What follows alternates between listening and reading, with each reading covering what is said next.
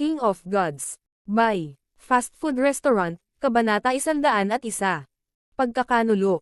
Dahil sa eksenang iyon, napanganga ang iba sa gulat. Sinong mag-aakala na ang maalamat na si Lord Guanzhen ay madaling matalo ng isang kabataan? Master. Bulalas ni Yelin yun at ng iba pa habang tumatakbo sila sa tabi ni Lord Guanzhen. Galit na tinitigan ng grupo ng mga tao si Quan Chen, ngunit hindi pa rin ito may tago ang takot sa kanilang mga puso. Walang aatake sa inyo. Nagpakatatag si Lord Guanzhen at sinabi sa kanyang mga alagad. Halos hindi na niya kayang tumayo mag-isa. Sa pagtingin sa kanyang figure, nakita ni Zhao Feng ang isang bagay sa kanyang puso na gumagalaw. Kung wala si Lord Guanzhen, lahat sila ay magkakaroon lamang ng tadhana na patayin ng walang awa. Tio Shu, hindi ako isang taong pumapatay na parang baliw. Napangiti si Quan Chen ng damapo ang kanyang mga mata kay Beimoy. Shua. Naglaho ang kanyang anyo nang agad siyang lumitaw sa harap ni Beimoy. Ano ang gagawin mo? Nagbago ang ekspresyon ng mukha ni Beimoy nang mapagtanto niya na ang kanyang inner strength ay seliado na. Tumayo si Quan Chen sa kanyang harapan, ngunit hindi na siya nakagawa pa ng anumang hakbang. Brother Beimoy, ikaw ang pangunahing disipulo ni Tio Shuran, kaya dapat mong malaman na ang siyam na hanay ng martial path ay isang pundasyon lamang. Sa Holy Martial Path lang ito tunay na magsisimula. Ang boses ni Quan Chen ay kalmado at nakapapawing pagod. Ang iba pang naruroon tulad ni Zhao Feng ay walang ideya kung ano ang ibig niyang sabihin. Alam ko, sinubukan ni Beimoy na basagin ang selyo sa katawan ng walang anumang tunog. Ang siyam na hanay ng martial path ay kilala bilang Consolidated Realm na may kahulugan ng pagpapalakas ng pundasyon. Pagkatapos ng Consolidated Realm ay ang Ascended Realm at pagkatapos ay ang True Spirit Realm. Ang Ascended Realm ay kilala bilang Holy Martial Path sa mortal na mundo, kapag ang isa ay lumampas sa limitasyon ng mga mortal. Consolidated Realm, Ascended Realm, True Spirit Realm. Dahil sa kanyang pagsusuri, si Zhao Feng at ang iba ay napaisip ng malalim. Mahirap isipin na ang siyam na hanay ng martial path ay isang kaharian lamang ng pundasyon. Ang mundo ay mas malaki kaysa sa iyong iniisip. Ang iyong master ay nasa ikalawang kalangitan lamang ng Ascended Realm at isa lang siyang langgam sa clan. Mapanuksong sabi ni Quan Chen. Isang langgam. Nagalit lahat ang mga alagad. Huwag mong hiyain ang aking master. Parehong sumisigaw si Yelin Yun at Yang Qingshan. Si Quan Chen ay may parehong casual na ngiti at hindi siya nag-abalang magpaliwanag. Kahit nag-iisa, hawak pa rin niya ang kalamangan laban sa halos 10 cultivator ng ika-9 na ranggo at isang holy martial artist. Ang panig ni Lord Guanzhen ay hindi nang ahas na gumawa ng anumang padalos-dalos na paggalaw. Ito ang lakas. Kung ang isa ay may sapat na lakas, hindi na nila kailangan pang katakutan ang isang buong lungsod ng lalawigan. Si Zhao Feng ay nagulat at walang magawa sa parehong oras. Ang kabataang nasa harapan niya mismo ay may kapangyarihang durugan ang buong Guanzhen Palace City sa ilalim ng kanyang paa. Tingnan mo, hindi man lang sumang-ayon sa akin ang iyong master. Isa lang siyang tauhan ng clan, isang mahuhusay na henyo tulad mo na malilimitahan sa pagkakaroon ng isang tulad niya bilang iyong master. Dahan-daang sabi ni Quan Chen. Namumula ang mukha ni Beimoy habang sinusubukang basagin ang mga sil sa loob ng kanyang katawan ngunit paulit-ulit na nabigo. Anong gusto mo? Sa wakas ay sumuko na si Beimoy. Kailangan niyang aminin na ang kabataang ito sa kanyang harapan ay may kapangyarihan na higit sa kanyang master at ang master ng huli ay nalampasan ang Ascended Realm, na naabot ang True Spirit Realm. Ang aking master ay isang taong nakarating sa True Spirit Realm at isang elder ng Broken Moon Clan. Hawak niya ang kapangyarihang tumingin sa langit, iyon ay isang tunay na makapangyarihang tao. May pananabik at paghanga ang boses ni Quan Chen. True Spirit Realm. Ito ay isang kaharian na kahit si Lord Guanzhen ay yuyukod. Ang mga salita ni Quan Chen ay hindi nakapagsalita kay Lord Guanzhen. Siguro ang sinabi ni Quan Chen ay totoo. Sa sandaling ito, tahimik ang magkabilang panig. Malungkot na kumislap ang mga mata ni Lord Guanzhen habang bamantong hininga. Beimoy, makakapagdesisyon ka. Ha ha ha. Tio Shu, napakamatulungin mo, sa tingin mo ba karapat-dapat ka rin maging master ni Beimoy? Mayabang ang tawa ni Quan Chen. Hindi nagtagal, muli siyang bumaling kay Beimoy. Ang aking guro ay kilala bilang Haiyun Master at binibigyan kanya ng pagkakataong hayaan siyang maging master mo, payag ka ba? Master. Ito. Baka sa mukha ni Beimoy ang pag-aalinlangan. Kung sumasang-ayon ka at naging alagad ng isang elder, maaari kang maging isang panloob na disipulo kaagad. Sa ganitong paraan, magkakaroon ka ng mas mataas na panimulang punto at magkakaroon ka ng pagkakataong makilala ang mga tunay na henyo sa buong kontinente. Puno ng panghihikayat ang boses ni Quan Chen. Ang mga puso ni Zhao Feng at ng iba pa sa hindi kalayuan ay nagsimulang umindayog din.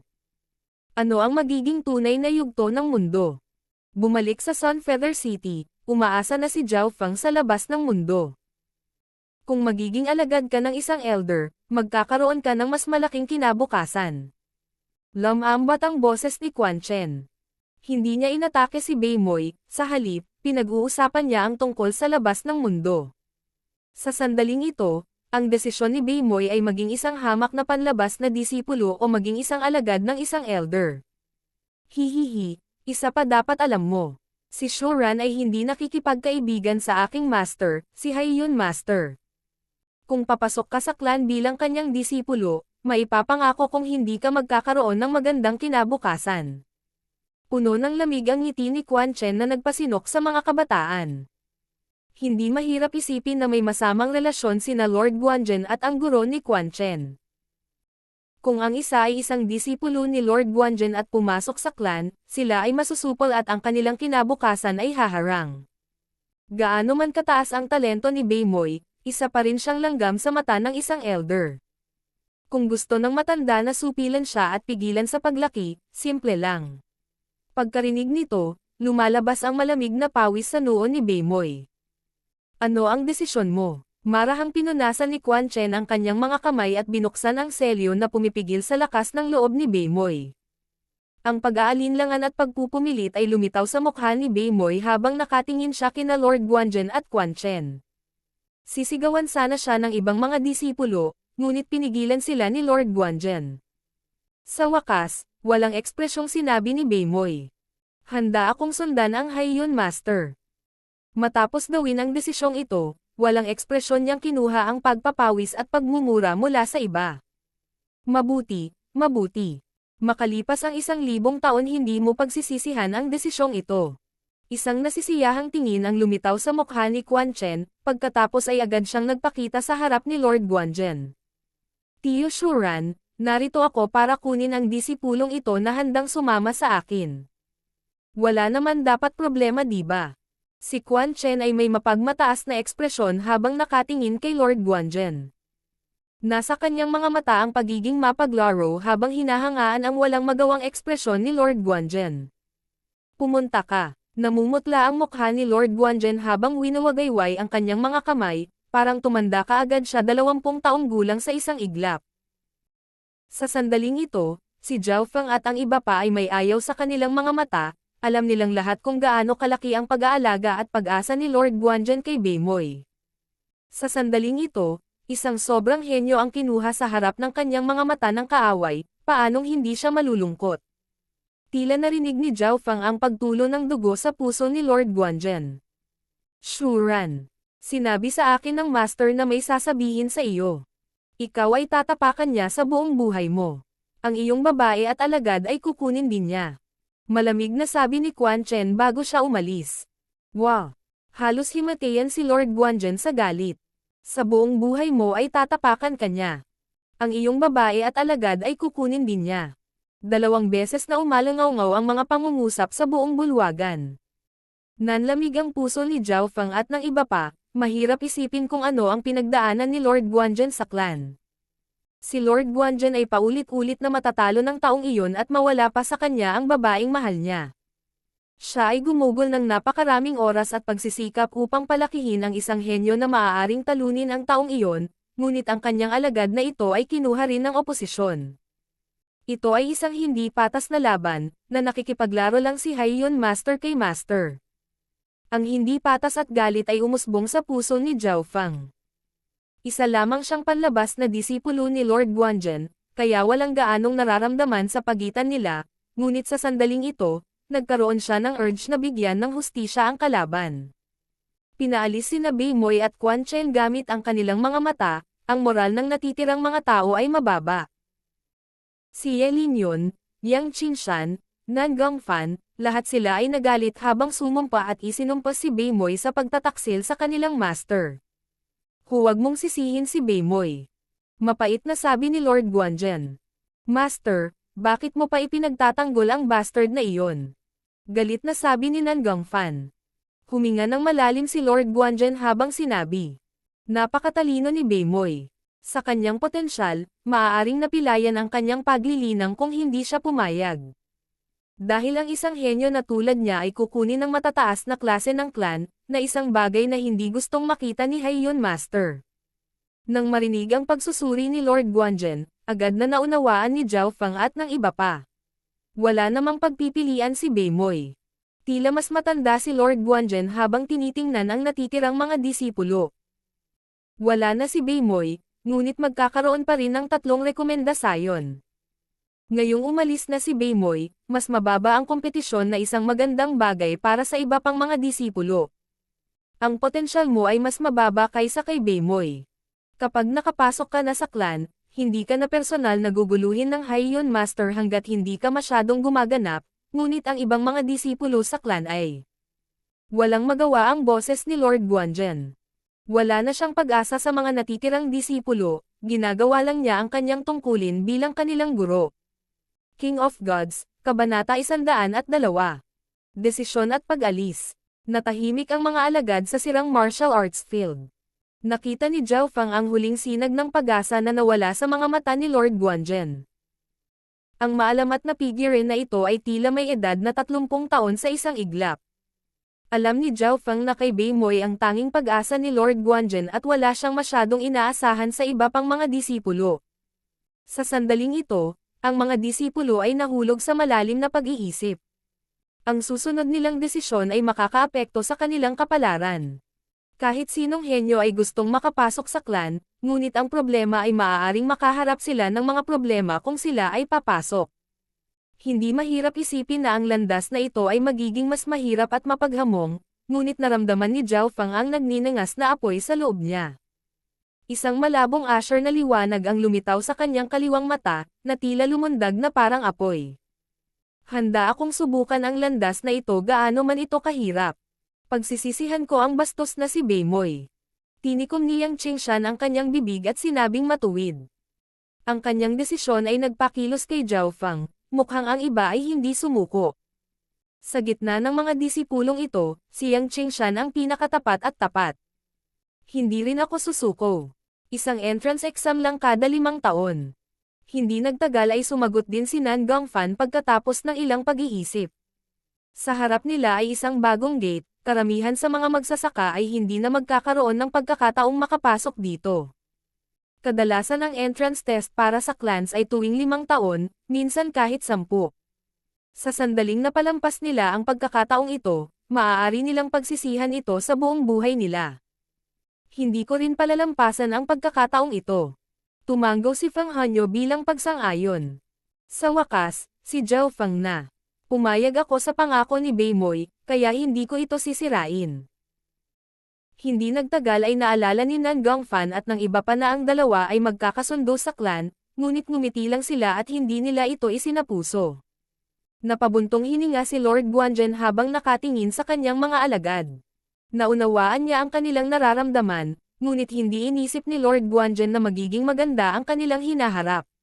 Susunod, ang iilan sa inyo ay lalaban para sa 3 rekomendasyon. Walang ekspresyong sabi ni Lord Guanzhen. Noong nandito si Beimoy, may 3rd spot para sa kanilang 6.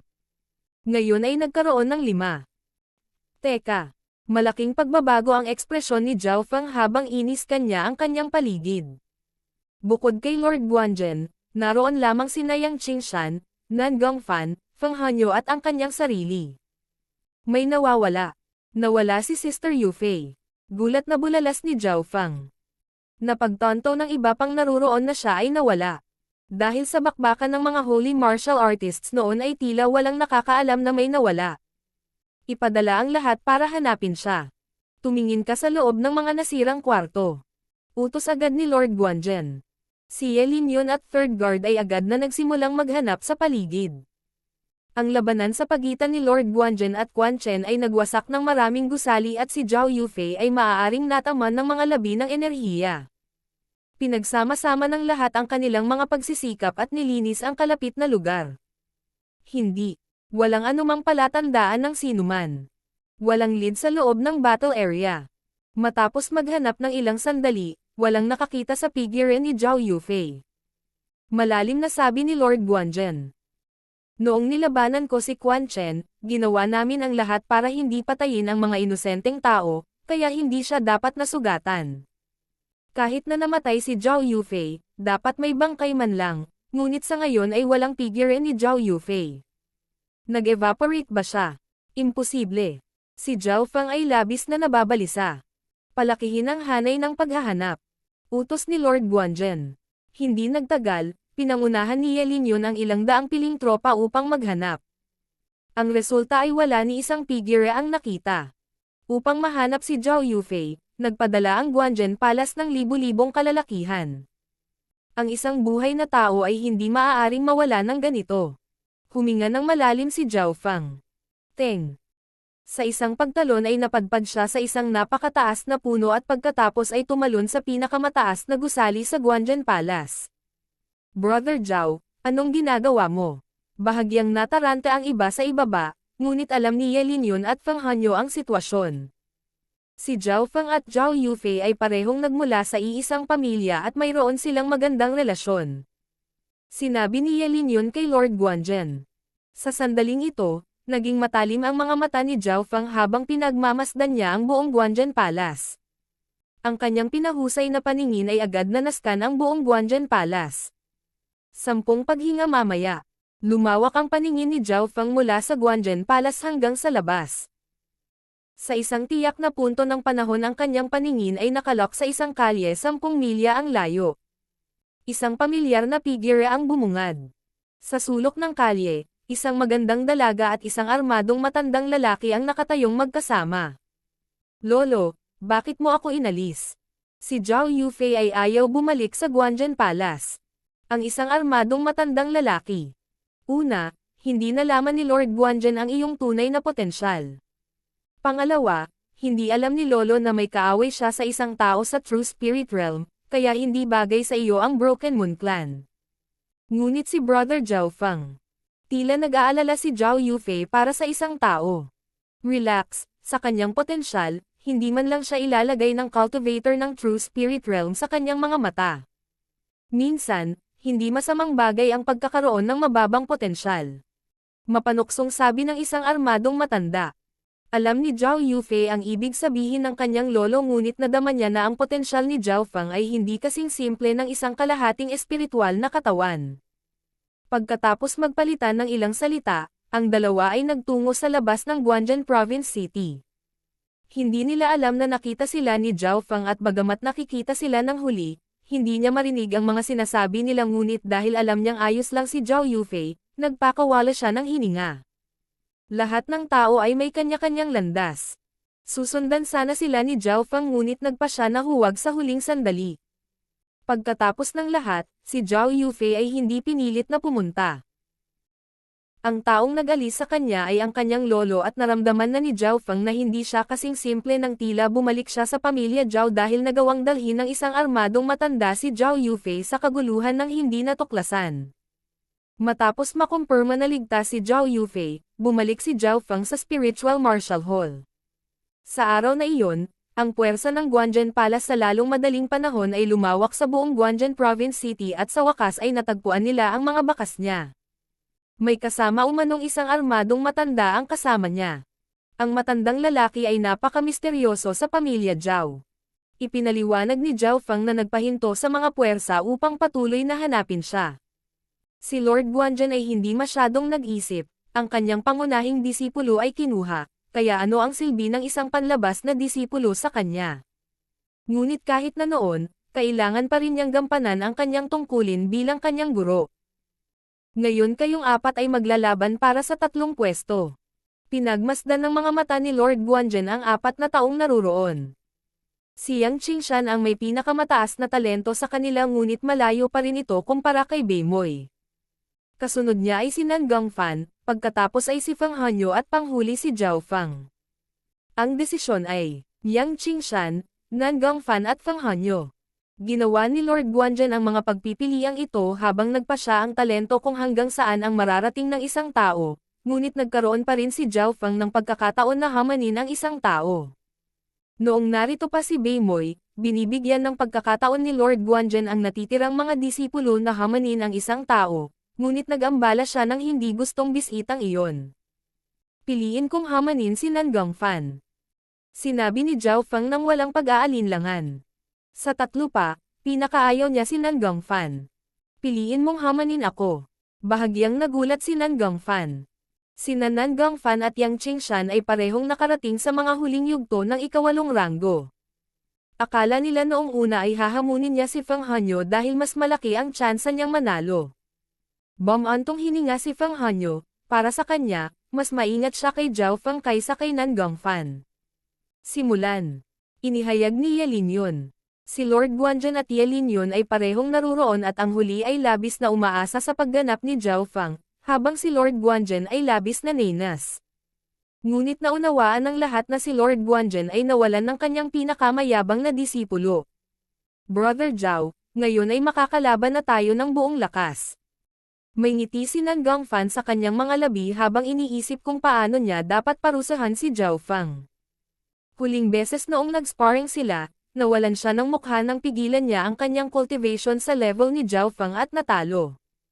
Ngayon, maaari silang lumaban ng walang mga paghihigpit. Godly Suction Force. Ikinaway ni Nan Gongfan ang kanyang manggas at lumitaw ang kakaibang puting usok na dumaan sa kanyang paligid. Ho! Agad, ang alikabok sa lupa ay naakit patungo kay Nan Gongfan. Maging ang mga cultivator ng ika-9 na ranggo ay kailangang mag-ingat sa hakbang na ito dahil ito ay isang holy martial art. Gayunpaman, ang kabataang nakaharap kay Nan Gongfan ay hindi gumagalaw, para bang ang kanyang mga paa ay nakadikit sa lupa. Walang galaw. Ang Holy Martial Art Godly Suction Force ay hindi makagalaw kay Zhao Fang at ito ay sa ilalim ng sitwasyon na ang paglilinang ni Nan Gongfan ay mas mataas kaysa kay Zhao Fang. Sina Ye Lin yun, Yang Qingshan at Feng Hanyo ay natulala. Tanging si Lord Guanzhen lang ang kalmado at kahit na may pagtataka sa kanyang mga mata, wala siyang sinabi. Tornado Stance. Starfinger. Ginamit ni Zhao Fang ang kanyang Starfinger ng 6th level na pinagsama sa Tornado Stance. Shua. Agad na lumitaw ang isang nakakatusok na tunog ng pagsipol habang ang isang bahid ng Asher na liwanag ay kumislap sa hangin na parang bulalakaw. Tumalon ang puso ng lahat ng naruroon nang makita ang daliri. Napakalakas na pagkilos. May pakiramdam si Ye Lin yun na ang hakbang na ito ay magbabante pa sa mga cultivator na nasa ika-9 na ranggo, habang nadama ni Yang Qingshan at Feng Hanyo na ang paglipat ay hindi mapigilan. Piu. Kumirat ang puso ni Nan Gongfan habang pinagmamasdan ang kanyang Godly Suction Force na tinusok ng isang daliri. King of Gods, Kabanata 103. Nakumpirma ang rekomendasyon. Ang isang daliri ni Zhao Fang ay nagulat sa lahat ng nanonood. Naramdaman ng mga kabataan na ito ay hindi mapigilan, naramdaman pa ni Yang Qingshan na muling nagpakita si Beimoy. Isang maliwanag na liwanag ang kumislap sa mga mata ni Lord Guanzhen bago ito bumalik sa madilim nitong kalagayan. Shua. Ang mabilis na kidlat na daliri ni Zhao Fang ay tumagos sa Godly Suction Force ni Nan Gongfan at pinilit ang huli na umatras. Sa isang galaw lang, malinaw na kung sino ang may kalamangan. Suction Force Wind. Agad na ginamit muli ni Nan Gongfan ang kanyang Holy Martial Art para hindi labanan si Zhao Fang dahil nalaman niyang napakalakas ng pag-atake ni Zhao Fang. Ang Starfinger ay nasa ika-6 na antas, isang antas lamang mula sa itaas. Nangangahulugan ito na sinanay ni Zhao Fang ang half-holy martial art na ito sa halos pinakamataas na antas. Ang pinaka-nakakatakot ay ang pagsanib ni Zhao Fang ng Tornado Stance dito at pinalakas pa niya ang Starfinger na nagbigay daan sa kanya na manalo ng perpekto sa isang galaw. Pinagsama-sama ko lang ang 50 hanggang 60% ng Tornado Stance sa Starfinger at mayroon na itong kapangyarihan. Bahagyang nagulat si Zhao Fang. Pagkatapos ng kanilang unang palitan, agad na ginamit ni Nan Gongfan ang kanyang suction force wind para mapabilis ang kanyang bilis. Kailan pa naging malakas ang lalaking ito? Mas nakakatakot pa siya kaysa kay Yang Qingshan. Sinubukan ni Nan Gongfan na subukan si Zhao Fang. Kung ang hakbang na iyon noon ay ang nakamamatay na kilos ni Zhao Fang, kung gayon siya ay mananalo, ngunit kung ang isang daliri na iyon ay isang normal na pag-atake. Flowing wind stance. Smoking transparent step. Biglang nagbago ang kasanayan sa bilis ni Zhao Fang at nawala ang kanyang anyo. Nang walang tunog, dumaloy siya kasama ng hangin at nagamit niya ang smoking transparent step sa isang nakakatakot na antas. Nagamit pa ni Zhao Fang ang hangin ng godly suction force skill ni Nan Gongfan para tulungan ang kanyang kasanayan sa bilis. Agad na natakot si Nan Gongfan dahil hindi niya makita kung nasaan si Zhao Fang. Tornado stance. Star finger. Muling lumitaw ang tili at ang lakas nito ay medyo mas mataas kaysa sa nauna. Lumitaw ang lamig sa puso ni Nan Gongfan nang mapilit niyang gamitin ang kanyang holy martial art para harangan ang galaw ni Zhao Fang. Habang nagsasalpukan ang dalawang galaw, isang alon ng hangin ang ipinadala palabas. Shua! Nakaramdam ng pananakit si Nan Gongfan sa kanyang braso at nakita niyang may butas sa kanyang manggas at tumutulo ang dugo mula rito. Sa 2-3 galaw lang, nasugatan na si Nan Gongfan at sa mga sumunod na galaw, nalampasan pa rin siya ni Zhao Fang sa bilis at lakas. Masyadong na-pressure si Nan Gongfan na hindi siya makahinga ng maayos at kahit na sinubukan niya ang kaniyang makakaya, hindi pa rin niya nagawang saktan si Zhao Fang. Suction Force Wind Spike. Inilabas ni Nan Gongfan ang kanyang pinakamalakas na pag-atake habang nasa desperado na sitwasyon. Kaagad, ang puting usok ay bumuo ng mga spike na umaagos kay Zhao Fang. Ang kapangyarihan nito ay maaaring magbanta sa mga cultivator sa ika-9 na ranggo. Silver Air Barrier.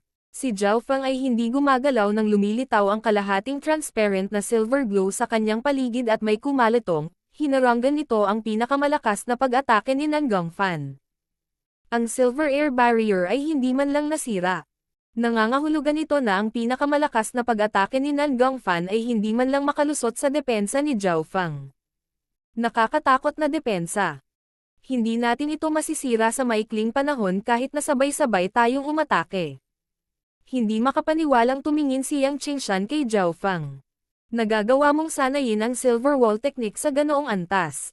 Si Ye Lin yun ay labis na nasa sabik. Kailangan niyang aminin na mataas ang inaasahan niya kay Zhao Fang at nalampasan ng huli ang inaasahan niya sa bawat pagkakataon. Hindi masama. Sa wakas ay ibinuka ng walang ekspresyong si Lord Guanzhen ang kanyang bibig at nagsalita. Sa taas ni Lord Guanzhen, nakikita niya na pinagsama ni Zhao Fang ang Holy Martial Arts sa kanyang mga pag-atake, ngunit ang mga Holy Martial Arts na ito ay mas mahirap intindihin kaysa sa iba pang Holy Martial Arts at sa ngayon, isang henyo sa harap ng kanyang mga mata ay maaaring pagsamahin ang mga ito sa kanyang sarili sa isang pagkilos. Malinaw na nanalo si Zhao Fang, hindi man lang tumagal ng 10 galaw ang buong sparring. Si Nan Gongfan ay mukhang nawalan ng kaluluwa, ang pagkabigla ay napakalaki para sa kanya. Hindi siya makapaniwala na matatalo siya sa isang taong may mababang cultivation, edad at talento.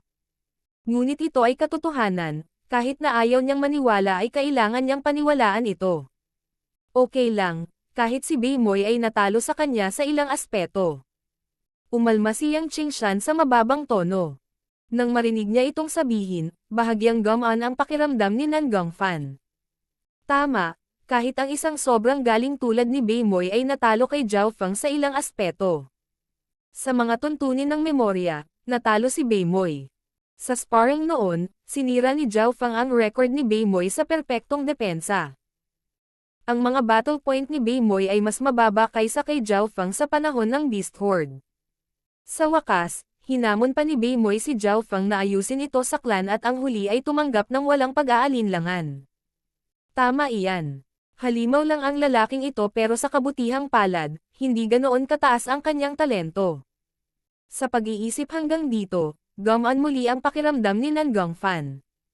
Ang mga salita ni Yang Qingshan ay nagpaisip din sa iba. Sa usapin ng talento, si Zhao Fang ay malayo sa Beimoy, hindi siya mas mataas kaysa kay Nan Gongfan, ngunit sa ganitong sitwasyon, maaari pa ring talunin ni Zhao Feng si Beimoy sa ilang aspeto. Habang nag-iisip hanggang dito, nagpalitan ng tingin sina Ye Linyon at Lord Guanzhen. Isang mahinang kurap ng pag-asa ang lumitaw sa mga mata ni Lord Guanzhen, ngunit hindi nagtagal ay napawi ito. Malinaw na hindi niya akalain na mapapalitan ni Zhao Feng si Beimoy. Ang pagkakaroon ng background ng clan ay ginawa ni Lord Guanzhen mapagtanto kung gaano kahalaga ang talento sa mga cultivator. Matapos talunin si Nan Gongfan, may pwesto na si Zhao Feng, naisip pa nga ng iba na mas malakas pa siya kaysa kay Yang Qingshan. Nahadyap ng kaliwang mata ni Zhao Feng ang pagbabago sa ekspresyon ni Lord Guanzhen, ngunit kahit na mahusay ang kanyang pagganap, tila hindi niya mapapalitan ang sobrang galing na si Beimoy.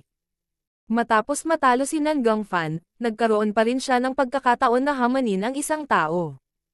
Pipiliin ko si Feng Hanyo. Mas kalmado si Nan Gongfan kaysa sa inaasahan. Alam niyang hindi niya matatalo si Zhao Feng at mas matatalo siya kaysa sa kung manalo siya kapag kalabanan niya si Yang Qingshan, kaya maaari lang niyang hamanin si Feng Hanyo. Nalampasan niya si Feng Hanyo sa cultivation, talent at may mas mahusay na martial arts. Hindi nagtagal, lumitaw ang labanan sa field. Naglaban sina Nan Gongfan at Feng Hanyo hanggang 50 galaw bago natalo si Feng Hanyo, kahit na sinubukan niya ang kanyang makakaya. Napakalaki ng pagkakaiba ng dalawa. Okay, ang tatlong rekomendasyon ay nakumpirma na ngayon. Feng Hanyo, huwag kang mabaygo, umaasa pa rin ako na ikaw ang magiging kahalili ko. Kalmado ang boses ni Lord Guanzhen. Ano man ang nangyari noon, nakatanggap siya ng maliit na sorpresa. Matapos kumpirmahin ang kanilang mga pwesto, sina Zhao Feng, Yang Qingshan at Nan Gongfan ay papasok sa pagsusulit sa loob ng 20 araw. Sunod-sunod na umalis ang mga alagad. Zhao Feng manatili sa likod. Iniingatan siya ni Lord Guanzhen na mag-isa. Sa Spiritual Martial Hall, sa loob ng isang silid. Si Zhao Feng at Lord Guanzhen lang ang naroon. Ang pangalan ng iyong master ay Shuran at matagal na akong nakapasok sa Broken Moon Clan, ngunit hindi ko naabot ang Ascended Realm bago ang edad na 30. Pagkatapos noon, naging tagapamahala ako ng mga tungkulin ng mortal na mundo sa lalawigan ng Guanzhen lungsod. Inilarawan ni Lord Guanzhen ang kanyang nakaraan. Napagtanto ni Zhao Feng na kahit na narating na ni Lord Guanzhen ang Ascended Realm, na siyang Holy Martial Path ngayon, hindi pa rin siya naging pangunahing miyembro ng clan. Si Lord Guanzhen ay pumasok sa clan sa murang edad at nakagawa na siya ng away sa isang talentadong kabataan, pinahiya siya ng kabataan at kinuha pa ang babaeng mahal niya. Palaging itinago ito ni Lord Guanzhen sa kanyang puso at nagsanay siya ng mas mabuti kaysa dati, ngunit hindi pa rin niya naabutan ang kabataang iyon. Sa kabaligtaran, ang agwat sa pagitan nila ay naging mas malaki at mas malaki. Si Lord Guanzhen ay hindi gustong sumuko kaya ginamit niya ang kanyang mga puwersa upang makahanap ng mga henyo sa buong bansa. Dahil hindi ko makumplito itong hiling ko, kailangan kong umasa sa mga kabataang henyo dahil lilipas ang mas lumang henerasyon at mapupuno ang kinabukasan ng mga kabataan. Kung ang aking alagad ay magagawang talunin ang taong iyon, ito ay magiging kasiya siya. Sa wakas ay sinabi ni Lord Guanzhen ang buong kwento. Alam ni Zhao Feng na ang binata na si Lord Guanzhen ay ang Haiyan Master. Bakit si Master ay iniwan lang ako at sinabi sa akin ito? Tanong ni Zhao Feng. Dahil ang dami kong nakitang surpresa mula sa iyo at matatalo mo si Beimoy sa ilang aspeto. Siguro magkakaroon ka ng 10% na pagkakataon na makipag-ayos kay Beimoy balang araw. Nakangiting sabi ni Lord Guanzhen. 10% na pagkakataon. Hindi iyon inisip ni Zhao Feng. Kahit na napakataas ng talento ni Beimoy at nakaramdam siya ng matinding pressure, hindi niya akalain na 10% lang ang tsansa niya. Kung hindi ko nakita ng mali ang iyong Silver Wall Technique ay umabot na sa 8th level. Sa mga tuntunin ng pagpapalakas ng katawan, mas malakas ka kaysa sa Beimoy. Kung makukuha mo ang 9 Twist Golden Wall Technique pagkatapos makapasok sa Broken Moon Clan, magkakaroon ka ng mas mataas na pagkakataon. Sumili ang pag-asa sa mga mata ni Lord Guanzhen. 9 Twist Golden Wall Technique. Hindi mapigilan ni Zhao Feng na i-click ang kanyang dila, tila ang 9 Twist Golden Wall Technique na ito ang huling ebolusyon ng Silver Wall Technique. Ang Silver Wall Technique ay isa ng holy martial art, gaano kaya kalakas ang 9-twist Golden Wall Technique? Malinaw, napakahirap makuha ang 9-twist Golden Wall Technique. Ito ay isang napakatanyag na kasanayan ng Broken Moon Clan, ang ilang panloob na disipulo ay hindi pinapayagan na sanayin ito. Umiling si Lord Guanzhen. Nang marinig niya itong sabihin, alam ni Zhao Feng na magiging mahirap talagang makuha ang kasanayang iyon, ngunit nagpasya pa rin siyang makuha ang kasanayang iyon kahit anong mangyari, kahit na ang ibig sabihin nito ay nakawin ito. Master, maaari ko bang subukan muli ang aking potensyal sa bowl ang kristal? Biglang tanong ni Zhao Feng. Noong nakaraang pagkakataon, ang score ni Zhao Feng ay 5.5 bilog, na nangangahulugan na siya ay kalahating espiritual na katawan. King of Gods, Kabanata 104. Tunay na talento. Napailing si Lord Guanzhen sa kahilingan ni Zhao Feng. Ang talento ng bawat isa ay determinado kapag sila ay ipinanganak, halos imposibleng baguhin ito sa ibang pagkakataon. Ngunit sa ilalim ng naghihintay na tingin ng kanyang alagad, si Lord Guanzhen ay naglabas pa rin ng bowl ang kristal sa labas ng silid. Si Zhao Feng ay nagkaroon ng half-spiritual body noong nakaraang pagkakataon na bahagyang ikinadismaya ni Lord Guanzhen, kaya wala na siyang masyadong pag-asa sa pagkakataong ito. Ang talento ng mga normal na tao ay kadalasang mortal bodies, na nahahati sa 4 na antas. Low, middle, high at peak. Nangangahulugan ang half-spiritual body na nalampasan na nito ang isang malaking bilang ng mga tao, ngunit ito ay wala kung ikukumpara sa isang tunay na henyo. Kinuha ni Zhao Feng ang bowl ang kristal, huminga ng malalim at itinoon ang kanyang mental energy dito. Weng! Isang bilog ng puting hangin ang lumitaw mula sa loob ng kristal. Isang bilog. 1.5 bilog. 2 bilog. 2.5 bilog. Nang umabot ito sa 2 bilog, ang bilis ng pag-usad ay nagsimulang bumagal. Nang umabot na ito sa 2.5 bilog, halos huminto ito, ngunit si Zhao Feng ay napuno ng saya. Sa huling pagkakataon, inilagay niya ang lahat ng kanyang pagsisikap at huminto ito sa halos 1.5 bilog, sa ilalim ng parehong sitwasyon, mayroon na ngayong isa pang bilog. Pay. Nang huminto ang puting glow ay bigla na naman itong naginat dahil ang talent testing ay para sa buong katawan at hindi kasama sa unang 2.5 bilog ang misteryosong kaliwang mata. Ngayong naisama na ang talento ng kaliwang mata, nagbago ang resulta. 2.5 bilog. 3 bilog. 3.5. 4 na bilog. Ang mga puting bilog ay agad na umabot sa mga limitasyon ng isang mortal body at hindi ito nagpakita ng anumang mga palatandaan ng paghinto. Sa sandaling ito, maging si Lord Guanzhen ay ganap na nakatutok. 4 na bilog. 4.5. 5. 5.5 bilog. Ang resulta ay isang buong bilog na higit pa kaysa sa nakaraang resulta. Noong nakaraan, halos hindi pa naabot ni Zhao Feng ang ika-5 bilog at sa oras na iyon, ang bilog ay hindi pa ganap na puti, kaya siya ay binibilang lamang bilang isang kalahating espiritual na katawan. Kung ito ay ganap na nabuo sa ika-5 bilog, nangangahulugan ito na mayroon siyang espiritual na katawan. Ngayon, ang resulta ni Zhao Feng ay nasa pagitan ng mababa at gitnang baitang espiritual na katawan. Ang resultang ito ay maihahambing kay Feng Hanyo at Nangang Fan. Hindi ka panipaniwala. Ang iyong resulta sa pagkakataong ito ay mas mahusay kaysa sa nauna.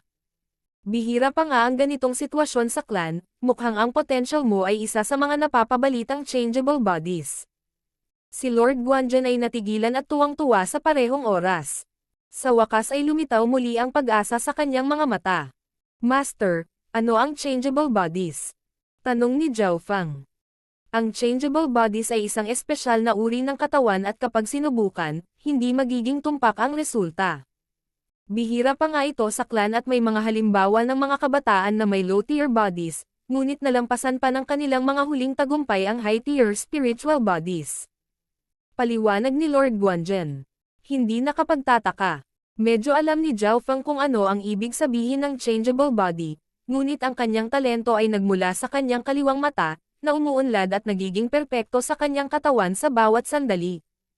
Kung wala ang pagsasama ng kaliwang mata, ang aking talento ay hindi lalampas sa isang middle-tier mortal body, ito ay maaaring maging isang low-tier mortal body.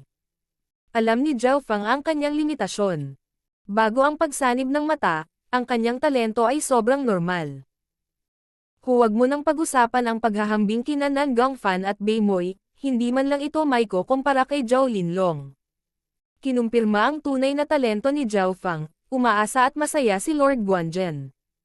Nangangahulugan ng isang changeable bodies na ang talento ng isang tao ay hindi magiging tumpak kapag sinusukat, kaya't ang talento ni Zhao Feng ay maaaring mas mataas pa kaysa sa nasubukan.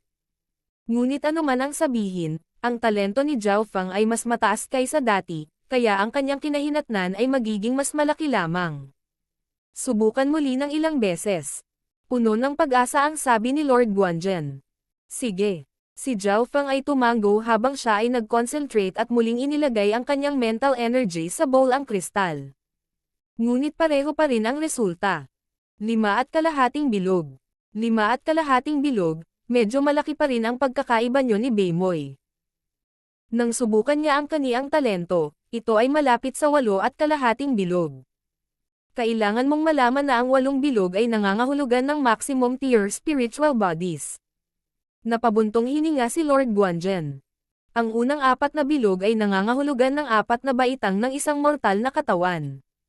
Ang ika-5 hanggang ika-8 bilog ay nakatayo para sa 4 na tier ng spiritual body at ang talento ni Bei Moi ay umabot sa 8.5.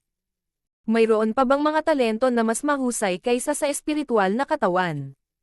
Naramdaman ni Zhao Feng na meron. Tama iyan. Kalahating hakbang lang ang layo ni Bei Moi mula sa maalamat na Earth at Sky spiritual bodies. Huminga ng malalim si Lord Guanzhen. Earth spiritual body at Sky spiritual body. Nanginginig ang iniisip ni Zhao Feng, mukhang tama ang kanyang pakiramdam.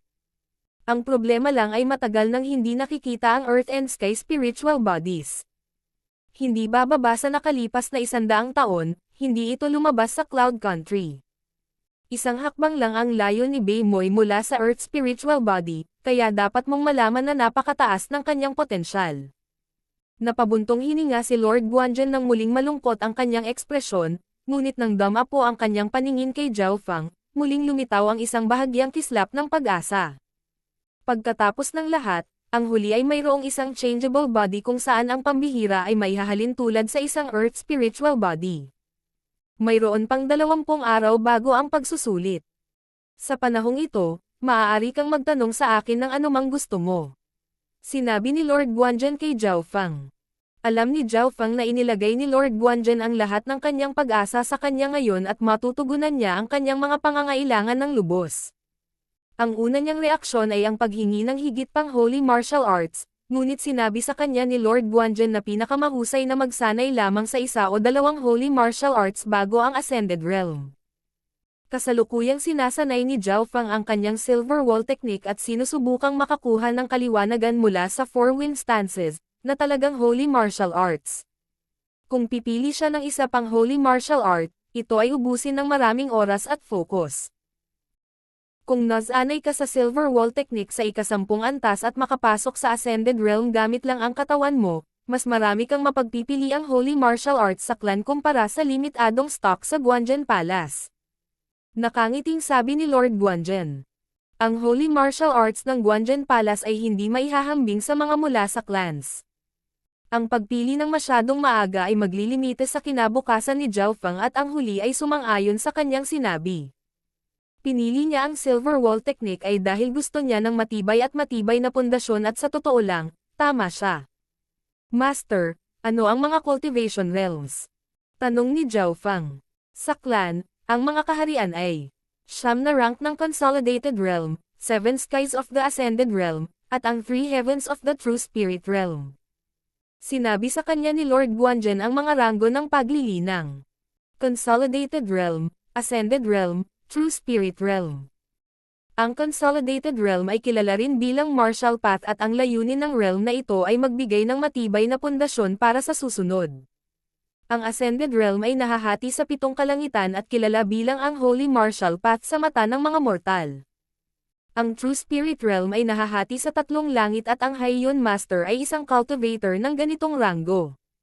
Bago sila umalis, iniabot ni Lord Guanzhen ang bowl ang kristal kay Zhao Feng. Kapag mayroon kang ilang bakanteng oras, pumunta at subukan ang iyong talento ng higit pa dahil ang talento ng isang changeable body ay hindi palaging pareho. Umaasang sabi ni Lord Guanzhen. Malinaw na umaasa siyang mas mataas pa ang talento ni Zhao Fang. Kinuha ni Zhao Fang ang bowl ang kristal at bumalik sa kanyang patio. Pagsara ng pinto, huminga ng malalim si Zhao Fang at muli, ibinuhos niya ang kanyang mental energy sa kristal. Isang bilog.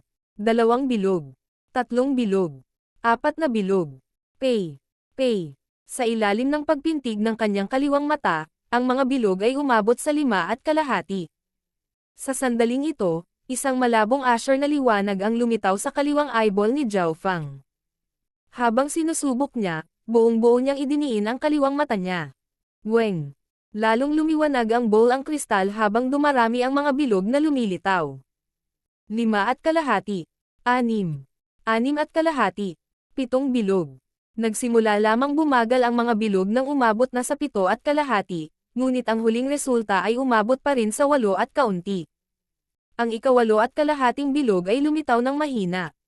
Sa oras na ito, naabot na ng kaliwang mata ni Zhao Fang ang pinakamataas na kapangyarihan nito. Ang talento ng kaliwang mata na ito ay nakakabaliw. Nagulat si Zhao Fang. Ang kanyang talento ay katulad ng kay Beimoy noong sinubukan niya ang kanyang makakaya. Naramdaman ni Zhao Fang na ang kanyang kaliwang mata ay may walang limitasyong potensyal at ang mga kapangyarihan ay maaaring lumitaw sa pagtaas ng kanyang paglilinang. May 20 araw pa bago ang pagsusulit at si Zhao Fang ay pangunahing nakatuon sa kanyang silver wall technique upang lumikha ng mas magandang pundasyon. Makalipas ang 3 araw, nagpasya si Zhao Fang na gamitin ang Golden Body Strength Eneng Powder.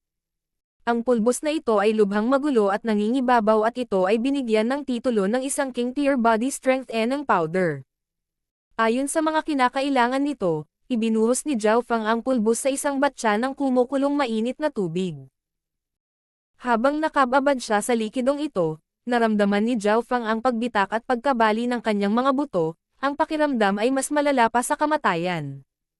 Hindi katakatakang sinabi nito na kalahati ng mga cultivator ng ika-8 ranggo na gumamit nito ay mapilayan, ngunit sa kabutihang palad ay nagsanay si Zhao Fang sa silver wall technique at nakontrol niya ang enerhiyang ito.